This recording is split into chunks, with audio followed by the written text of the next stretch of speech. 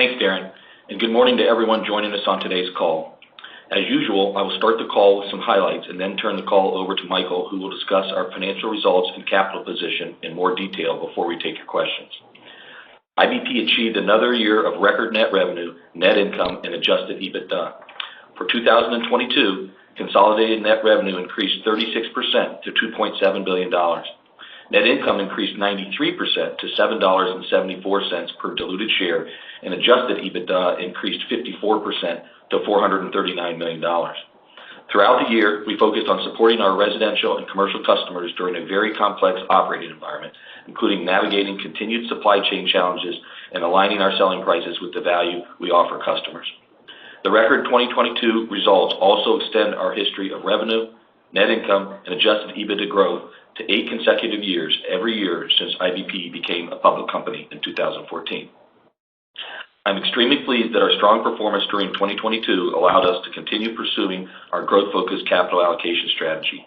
We returned a record amount of capital to shareholders in 2022 by investing $138 million to repurchase 1.5 million shares of our common stock and distributing $63 million in cash dividends. In addition, we completed 8 acquisitions representing approximately $109 million of annual revenue during 2022. We believe we can continue to pursue our growth-focused capital allocation strategy throughout the economic cycle, and we remain focused on creating value for our shareholders. Beyond the record results, our role in creating a sustainable future through installing products that promote energy efficiency is an important component of how we define success. During 2022, we published our second annual ESG report outlining the progress we have made along our ESG journey. Employee turnover remains significantly below industry averages, which we believe is a direct result of the investments made in our employee programs since 2017. Since our inception, we have worked hard to promote a culture of doing what's right, and we believe we can continue to make a positive impact in the lives of our employees and the communities in which we operate. Our success in 2022 is also a reflection of the resiliency of our business model, our competitive position within key geographies and end markets, the strength of our balance sheet, and the experience and dedication of our senior leaders and employees throughout the company. Since our IPO in 2014, net revenue, adjusted EBITDA, and net income have grown at compound annual growth rates of over 20%, 33%, and 40% respectively. During this period, we have completed almost 80 acquisitions, expanding our footprint across the U.S. and diversifying our revenue to additional end markets and product categories. This track record of performance is a direct result of our over 10,000 hardworking employees across the country. To everyone at IBP, thank you for your commitment and a tough job always done well. With this overview, let's look into our 2022 full year end market performance in more detail. 2022 was another excellent year of residential sales growth. Within our installation segment, we experienced a 29% increase in residential same branch sales from the prior year, which was driven by a 29% increase in single-family same branch sales and a 31% increase in multifamily same branch revenue. By comparison, total U.S. residential housing completions increased by 4% in 2022. While total housing completions growth continued to improve both sequentially and year over year during the fourth quarter, we believe U.S. housing completions remain affected by extended residential construction cycle times. Compared to the same period last year, price mix improved 23% in 2022. Consistent with the inflationary trends in the construction industry and the increasing demand for our services, our pricing efforts and relatively stable product mix contributed to the largest annual increase in price mix we've achieved since becoming a public company. We continue to make any necessary adjustments to align our pricing with the value we offer our customers. Within our commercial business, same branch sales increased 7% in 2022, driven by light commercial project growth, which more closely aligns with residential activity. With respect to heavy commercial, bidding activity and project bid acceptance rates remained steady in the fourth quarter relative to the third quarter, and we are focused on improving our operational efficiency while pursuing projects with favorable economics. We continue to expand our business through acquisitions, prioritizing profitable growth through targeting well-run companies that install insulation and other complementary building products.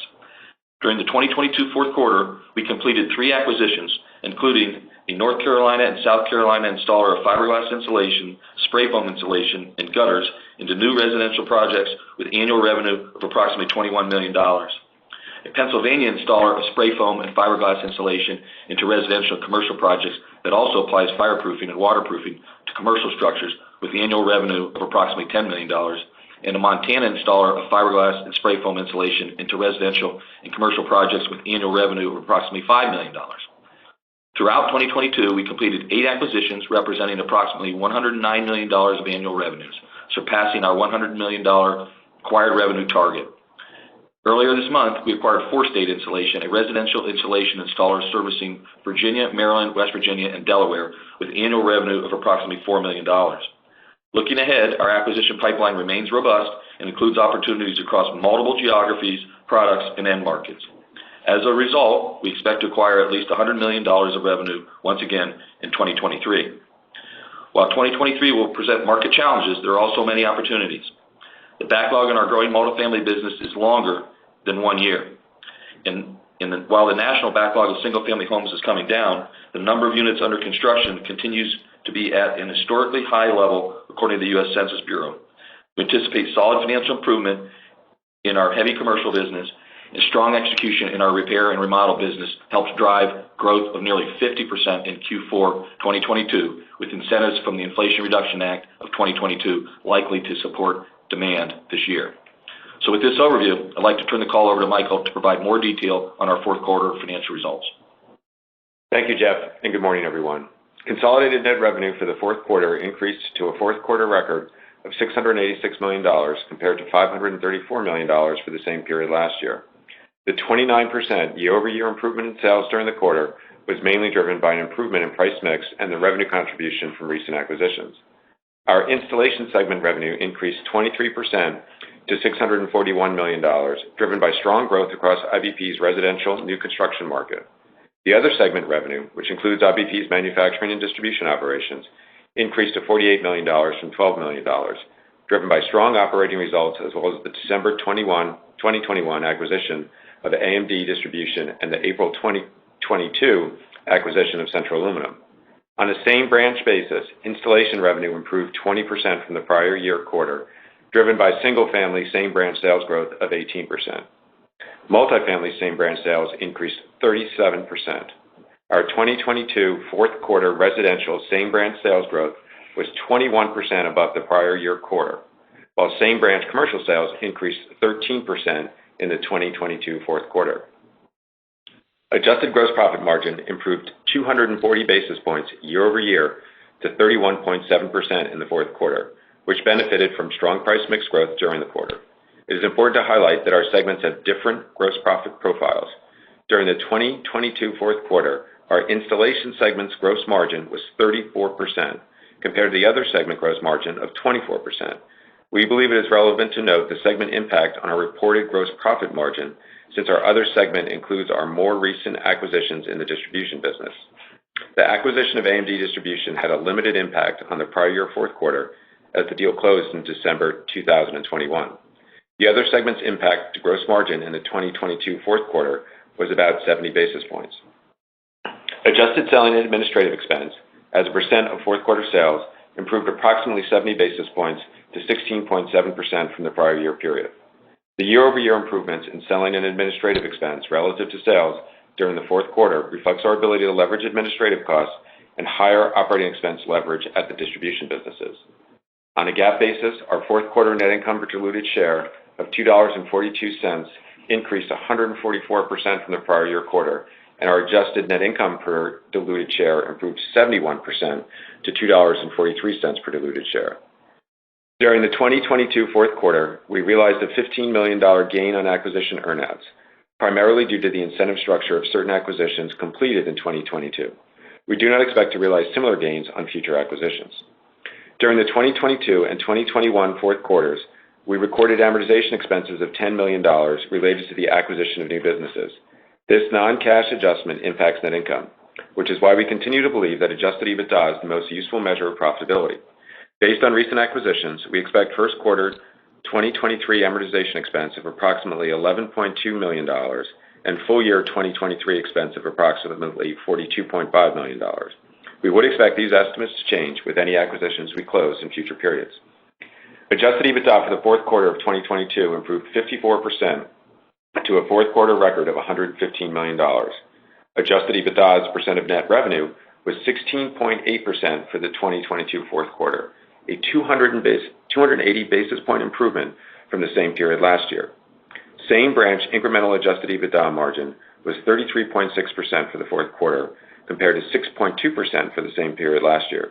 We continue to target full-year long-term incremental EBITDA margins in the range of 20 to 25%. For the 2022 fourth quarter, our effective tax rate was approximately 25.9%, and we expect an effective tax rate of 25 to 27% for the full year ending December 31st, 2023. Now let's look at our liquidity, balance sheet, and capital requirements in more detail. Our business model continues to generate strong operating cash flow. For the 12 months ended December 31st, 2022, we generated $278 million in cash flow from operations, compared to $138 million in the prior year period. The year-over-year increase in operating cash flow was primarily associated with higher net income, lower net working capital requirements, and proceeds from the termination of interest rate swap agreements for the 2022 full year. Through interest rate swap agreements, we fixed the interest rate on $400 million of our existing variable rate debt until December 2028, limiting our interest rate exposure, and we have no significant debt maturities until 2028.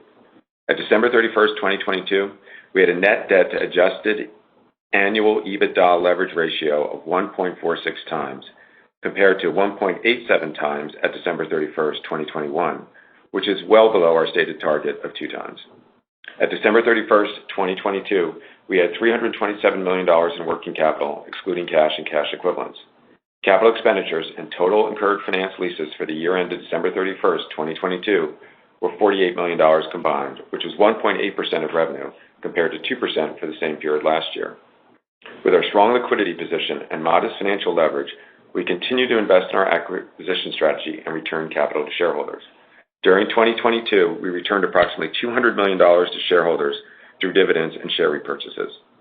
IBP repurchased 1.5 million shares of its common stock at a total cost of $138 million during 2022, which includes nearly 300,000 shares repurchased during the 2022 fourth quarter at a total cost of $25 million, including commissions. Our board of directors recently authorized a new stock repurchase program that allows for the repurchase of up to $200 million of our outstanding common stock. The new repurchase program replaces the previous program and is in effect through March 1st, 2024. Today, we announced that IBP's board of directors approved the first quarter dividend of 33 cents per share, representing a 5% increase to our most recent dividend payout. The first quarter dividend is payable on March 31st, 2023, to stockholders of record on March 15th, 2023. Also, as part of our established dividend policy, today we announced that our board has declared a 90 cents per share annual variable dividend in line with the variable dividend we paid last year. The 2023 variable dividend amount was based on the cash flow generated by our operations, with consideration for planned and expected cash obligations, acquisitions, and other factors as determined by the board. The variable dividend will be paid concurrent with the regular quarterly dividend on March 31st, 2023, to stockholders of record on March 15th, 2023. We are committed to continuing to grow the company while returning excess capital to shareholders through our dividend policy and opportunistic share repurchases. With this overview, I will now turn the call back to Jeff for closing remarks. Thanks, Michael. I'd like to conclude our prepared remarks by once again thanking IBP employees for their hard work, dedication, and commitment to our company. Our success over the years is made possible because of all of you. Operator, let's open up the call for questions. Thank you. If you would like to ask a question, please press star 1 on your telephone keypad.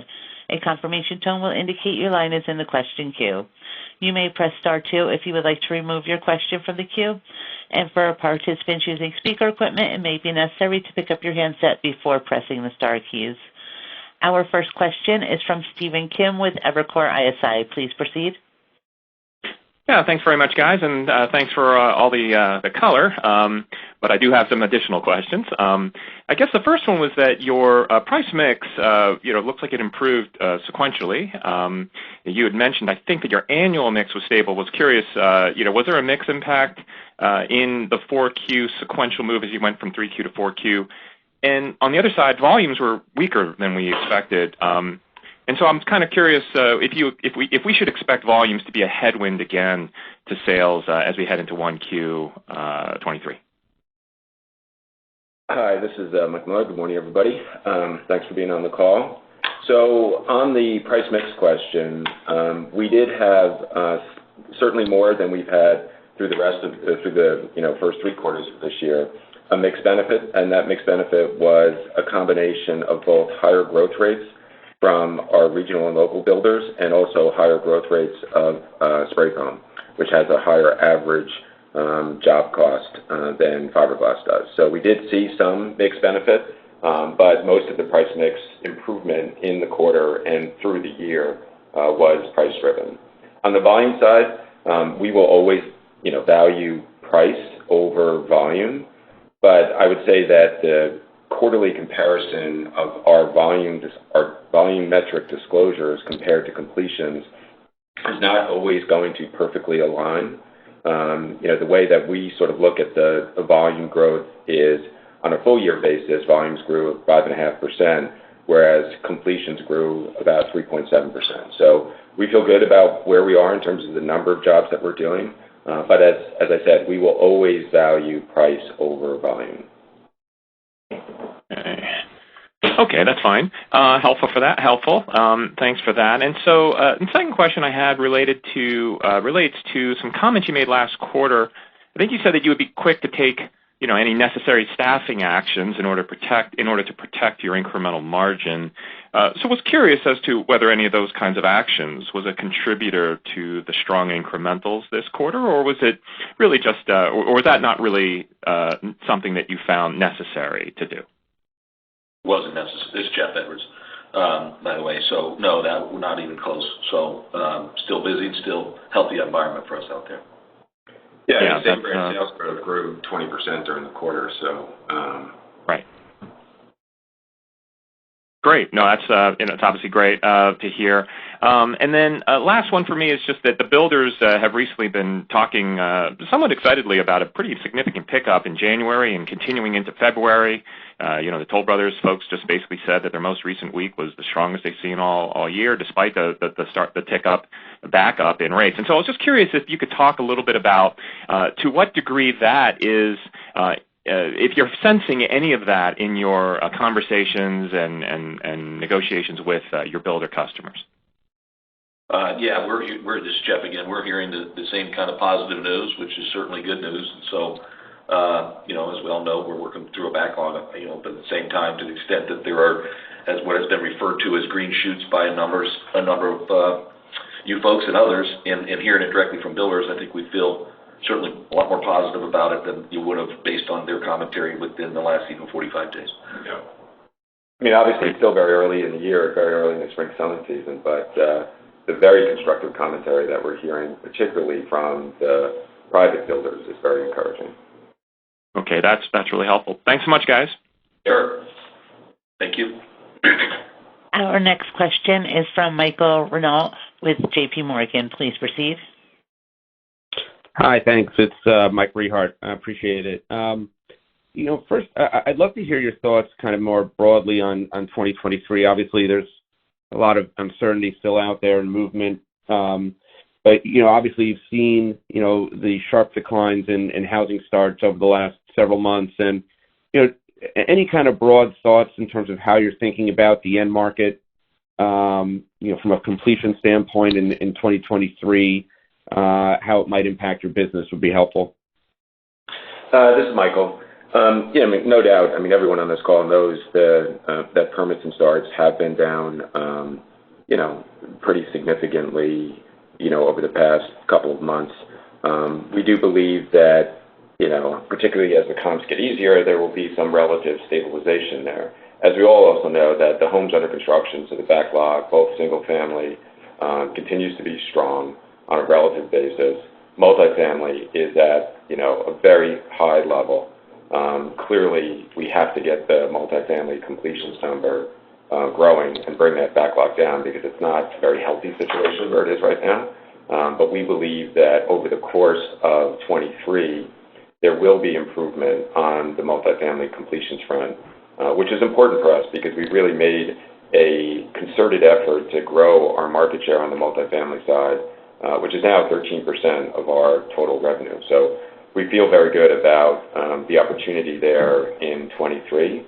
On the single-family side, I mean, the backlog is starting to slowly come down, given the permits and starts environment and the order numbers that the public builders have disclosed. I mean, there should be for the industry some impact for that as we go into the back half of the second quarter, as well as probably the third quarter of this year. But as we were talking in the previous question, to the extent that we have a solid spring selling season, which there are a lot of indications that that will be the case, the cadence of completions versus permits and starts should be such that you're not going to see, assuming a strong spring selling season, you're not going to see that much of a delta or decline, in our opinion, on single-family completions, because builders, in many conversations that we've had with both public and private builders, I mean, they are getting ready for this pickup in order and sales activity so that they can quickly start getting homes built. A lot of the front-end trades, are not nearly as busy right now, and I think everyone is ready to go. I think unlike, say, and I'm sorry for maybe going a little bit deep on your question, but unlike, say, the Great Recession, which lasted as long as it did, and you had significant contraction in capacity within the industry, we are not seeing that happen right now. What we're seeing is that the industry itself is basically staying sized up because we're all anticipating that this, slowdown or pause is not going to be extended, and that, as we go through the rest of this year, we'll get back to a more normal cadence. Appreciate it. Obviously, like we both said, still a lot of moving parts. I guess secondly, I'd love to hear your thoughts on price mix for the upcoming year.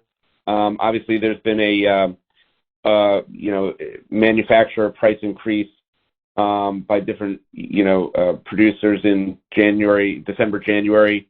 If you could talk to the realization of that price increase, and as you progress during the year, I don't know if you've had any discussions already with your builder partners about any type of change in pricing structure or that might impact margins. So it's kind of a two-parter there.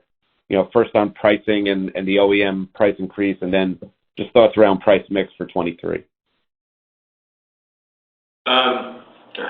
Well, as Michael mentioned, to the second part of that question, as Michael mentioned earlier, I mean, we make sure that we get paid a fair price and definitely geared towards an index towards pricing versus volume. And so we'll continue, our managers and salespeople like to say, we don't work for free. So ultimately, I think from a pricing perspective, this is a tough job. I mean, it's a tough business, right? And we've told that story before, but on average, to head out to a house 3 times in order to collect $3,500, let's say, on an average house, to put fiberglass insulation in the wall, that's a tough thing to do, right? And so we deserve, I think, what we get paid. We show up on time and we pass inspections, and so that's kind of our attitude. And we've kept that through good times and bad times. Yeah. And we are constantly in dialogue with both the manufacturers and our customers about price and making sure that, as Jeff said, that it's a fair and reasonable price for everybody.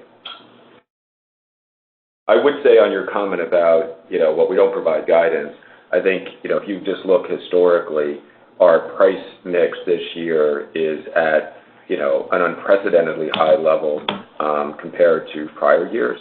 And we certainly wouldn't expect to have, that kind of outsized price mix growth in 2023. And just the realization of the December, January price increase, if you could, provide any insights into how that's going. Well,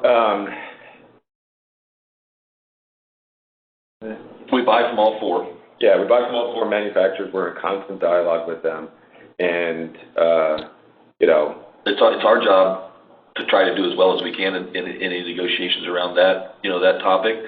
Clearly, as you pointed out, there's a price increase in January, and we'll see. It's still a tight industry in terms of, especially on blowing wool. There's a little bit of room on bats, so at least we're not having to run to supply houses and in Home Depot and Lowe's, et cetera, like we had talked about in previous calls. So clearly that's made our life easier as it relates to kind of running the business on a day-to-day basis. But blowing wool continues to be very tight, and there's not really a clear sight into seeing where that isn't still the case. Thank you very much. Our next question is from Susan Maklari with Goldman Sachs. Please proceed. Thank you. Good morning, everyone, and congrats on a great quarter and a great year. Well done. Thank you. My first question is, when we think about the dynamics between volume and price mix for this year, obviously in 22 it was really driven by that price mix. In 21 we saw that it was more of volume kind of driven point in there. How do you think about it going forward? When do you think that those two will start to converge more closely together the way that we had seen pre-COVID? Well, again, Sue, we don't provide guidance, but, given our, commentary from the last question just about what completions might end up looking like and what the, 23 looks like for the industry, I mean, I think what that would say to you is that the likelihood of price mix and volumes being more or closer to historical averages would probably be in 24 or the latter half of 23. Okay. And then my follow-up is, you obviously have made a lot of progress on the gross margin as well, which was really impressive for the quarter. How do you think about holding on to some of that as conditions perhaps normalize out there, and just, more broadly, sort of what is a new normal in terms of that gross margin line?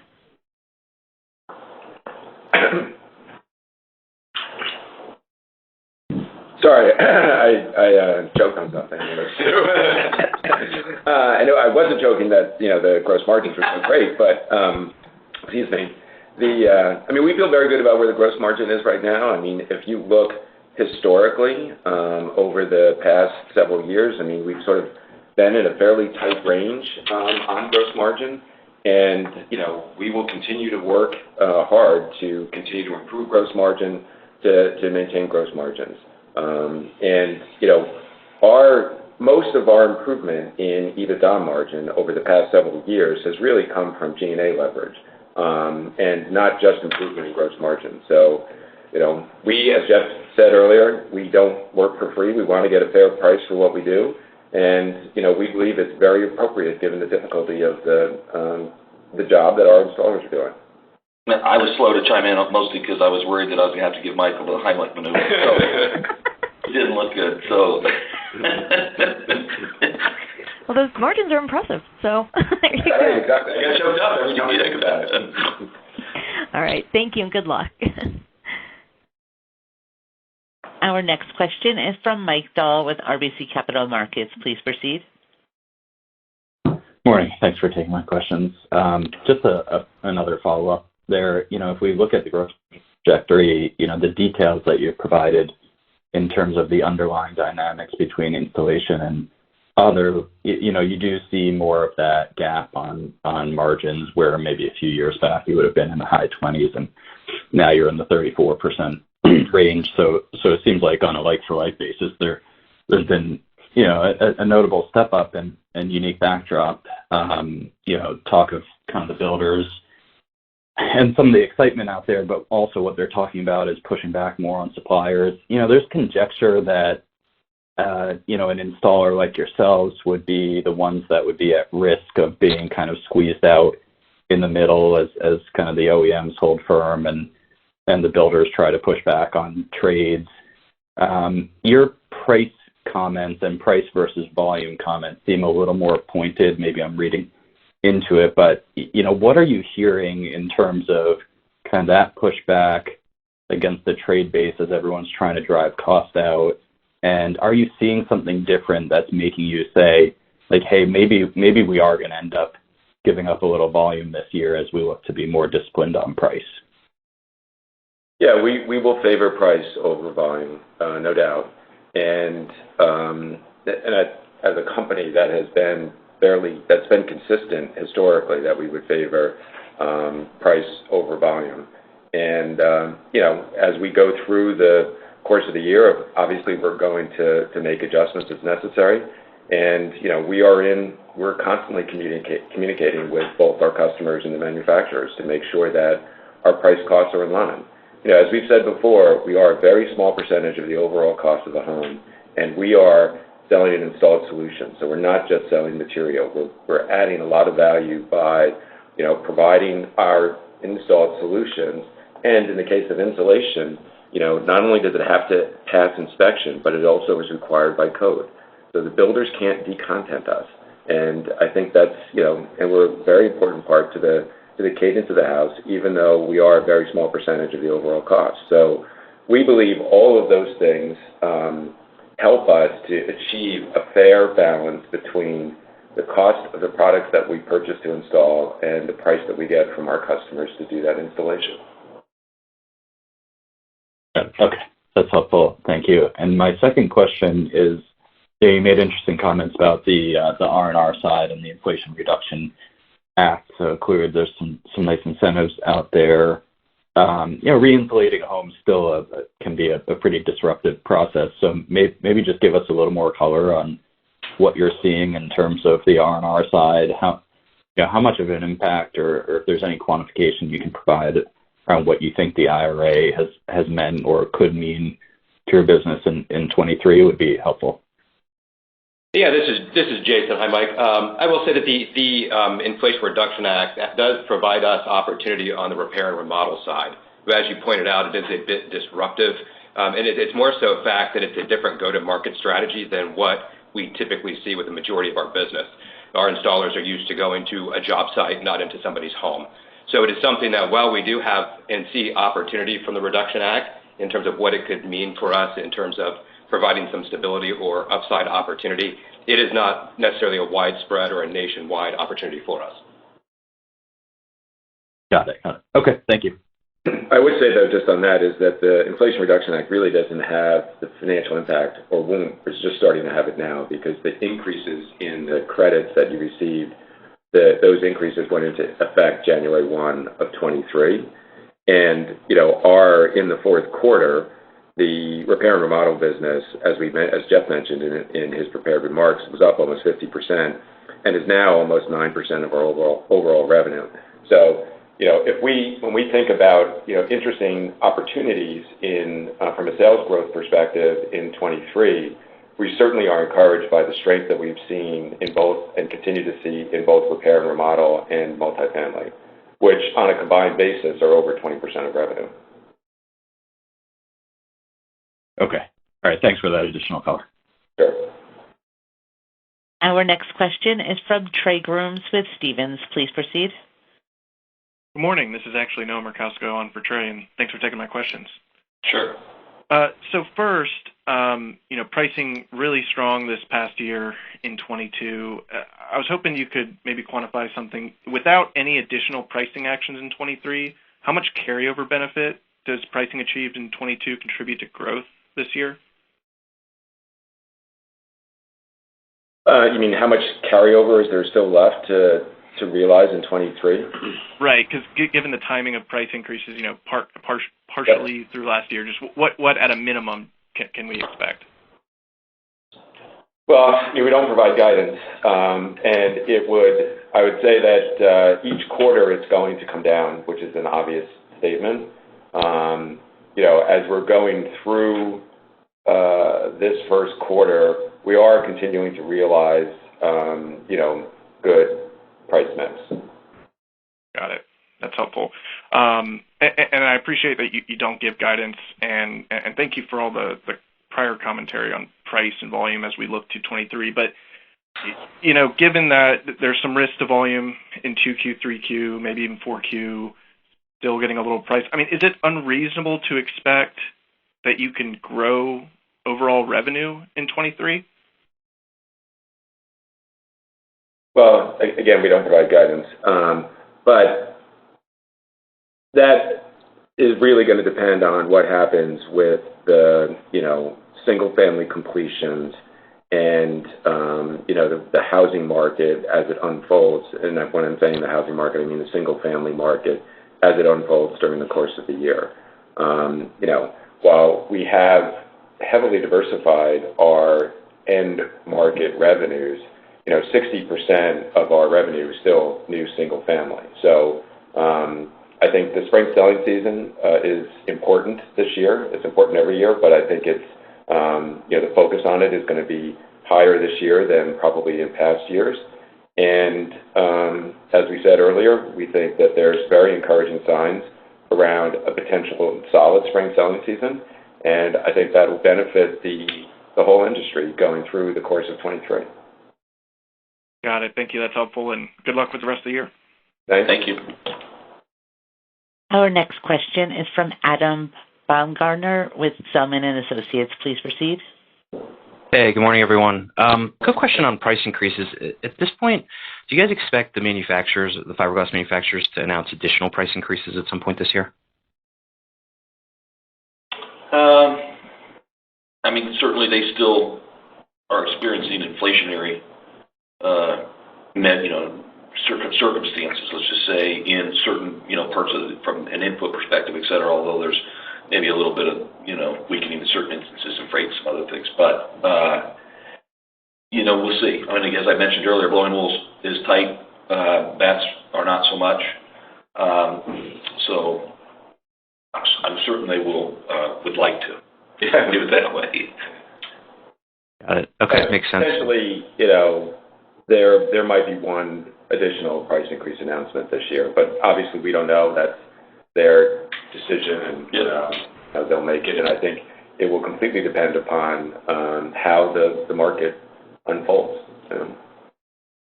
Yep. Okay, makes sense. And then just switching gears to commercial, you have a slide in the deck that came out this morning about three areas outside the quote core that you seem to be targeting with expansion joints, roof restoration, and building restoration. I guess question: are you currently in those areas? And if not, is that an acquisition opportunity for those areas of focus?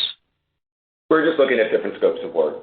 So it's not stuff that we're doing a lot of right now, but it's just a question of, as we've talked on previous calls, we've been disappointed in the financial performance of the heavy commercial operations. We expect to see pretty significant improvement in those operations over the course of 23, and we're looking at different scopes of work that will continue to help that improvement in the heavy commercial group. Which, just to level set, given the growth that we've seen across all of the other businesses, the heavy commercial business is, like 5-6% of overall revenue. So it's not a significant component, but it's an important component, and we do think that it presents some interesting long-term growth opportunities for us. Got it. Thank you. Best of luck. Our next question is from Phil Ng with Jefferies. Please proceed. Hey, good morning. This is Maggie on for Phil. Morning. First, I guess, could you talk about your backlogs or maybe even more broadly the industry backlogs and, kind of contextualize that units under construction metric being at these historic highs and how that kind of translates to volumes for you and, how far that carries you into 2023? Well, I think right now when you're looking at the units under construction, you definitely have to make the distinction between single family and multifamily. Multifamily is really at an unprecedentedly high level right now. It is the multifamily unit backlog is actually larger than the single family, which I don't think there are very many times in history where that has actually happened. So we believe that from an industry perspective, the backlog in multifamily is multi-year at this point. And as we said earlier in a previous question, or an answer to a previous question, we do believe that we'll see, and we think we need to see improvement in multifamily completions through the course of 23. As it relates to the single family, it still is in that sort of, 750,000 unit range, which we think is, reasonably healthy. That theoretically implies if you had a more normalized multifamily backlog, probably like a 1.2 or so million pace for completion.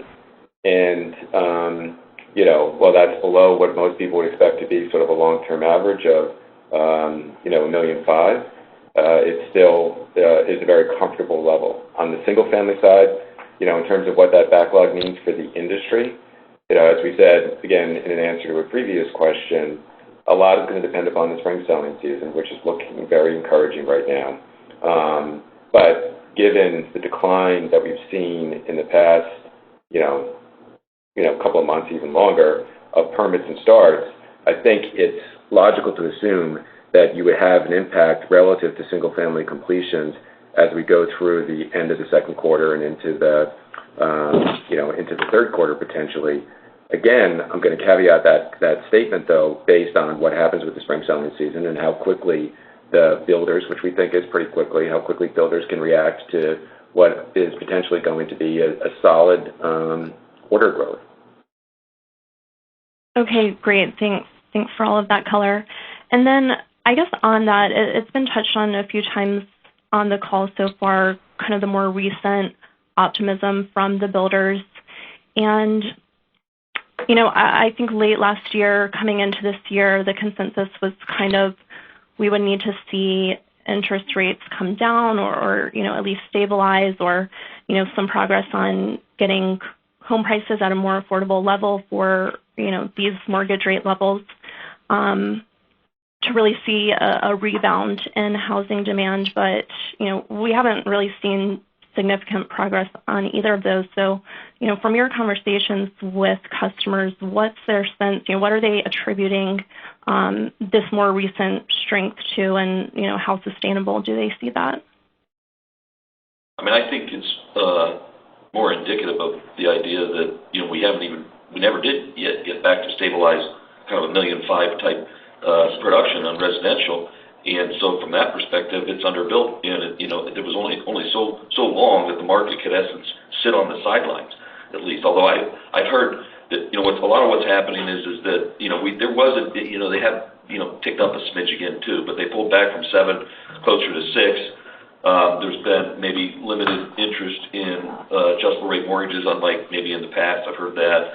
But I think there's been an offer of buy downs, from the builders, but that many times it gets somebody in the door, but they ultimately end up not using it and still go ahead and end up as not only a traffic unit, but as a buyer. I know anecdotally from the fact that we're selling a few things that some buyers are clearly looking at the idea that if they could do a 1 year, a 2 year, or even a 3 year with no penalties to get out of it, they can kind of ride through this period of time here, but they've got to kind of move on with their life, right? And they'll refi as things settle down here over the next, hopefully, 12 to 24 months. Yeah, I think the home buyer is adjusting, and they're accepting the new reality. And I think people have come to grips with the fact that they're not going to get a 3% mortgage, but they still need someplace to live, and their family's growing, or they got a new job, and life goes on. It's, for those of us that are pretty old, I'll be 60 in June. That's not pretty old, but old enough, I guess. 6% or in that range is pretty darn attractive historically speaking. Yeah. It's only those that have kind of been familiar with the last 10 years or less, right, where there's rates that have been way less than that even. What am I talking about? Probably 4, 5 that you've read so much about. Yeah. Okay, got it. Thanks so much, and good luck on the next quarter. Thank you. Our next question is from Jeffrey Stevenson with Loop Capital Markets. Please proceed. Hi, thanks for taking my questions today.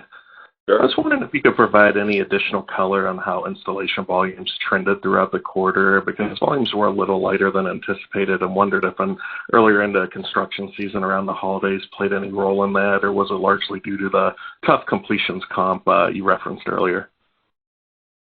Yeah, it's really more just the timing of when we're doing work, quite frankly. And as we said earlier, and I think if you looking at it on a full year basis in terms of our volume growth at 5.5% versus total completions growth at 3.7% makes sense. And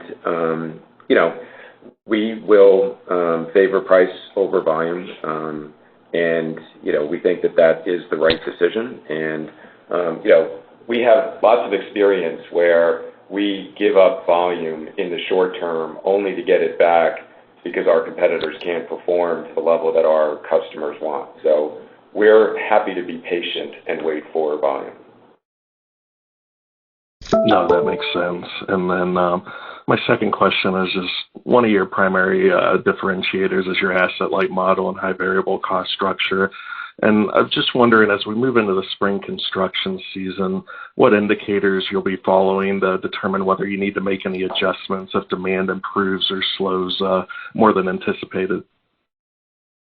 Well, fortunately, because our cost structure, the bulk of our costs are material and install labor, and they flex to the volume of jobs that we have and the job opportunities that we have.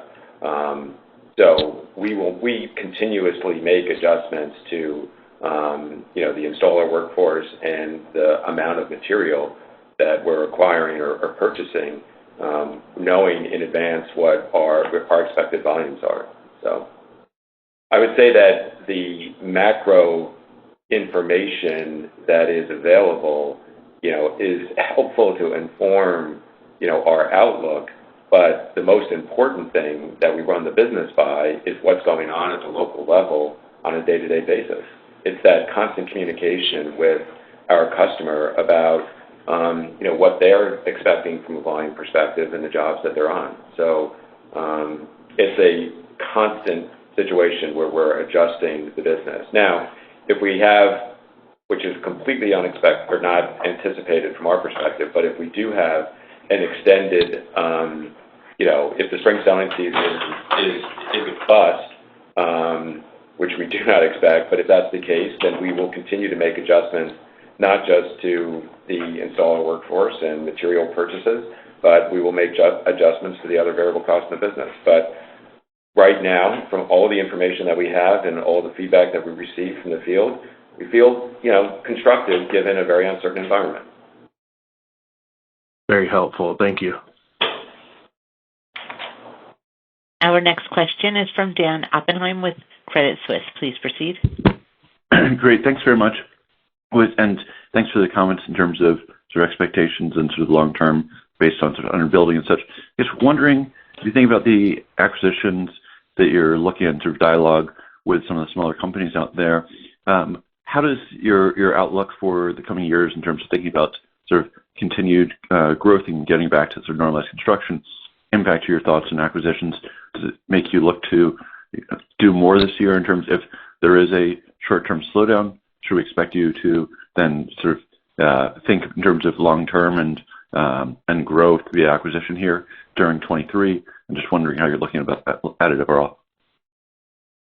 Well, this is Jeff. I mean, we continue, as we even said in our prepared comments, to kind of target at least $100 million a year in revenue acquisition. Maybe straight down the fairway in terms of kind of what we're used to in normal in terms of products, et cetera, and acquisitions. But what I would say is, we basically, for the most part, we're buying businesses obviously off of trailing earnings, right? And I don't think there's very many, contractors out there at this point that are showing numbers that reflect a great deal of weakness. And historically, what I would say from the last time there was any degree of weakness, chances are, unless there's a health issue or something else, none of these sellers are necessarily forced by any means to sell. They almost never have any debt. They're not in a tight spot. And if the numbers aren't where they would like them to be in terms of kind of them having a good and profitable year, they're probably not going to be sellers. So I don't see us, just historically speaking and thinking about what's coming, us picking up a whole lot of bargains. I think it's going to be very normal in that regard. So, and honestly, we'd rather, we like it when the buyer feels good about, when the seller feels good about the kind of the transaction and when we feel pretty good about the purchase. That usually makes for a kind of a more copacetic, smooth transition and a go forward, and we end up with a better business ultimately. So, but I would say that M&A is our number one capital priority. Our balance sheet is such that if there are opportunities beyond the $100 million that Jeff referenced in terms of targeted acquired revenue, we will absolutely do those acquisitions. We believe that the current environment, while there is a lot of uncertainty, if we look long term, because we're not buying these businesses for a quarter or for a year, we're buying them for the long term.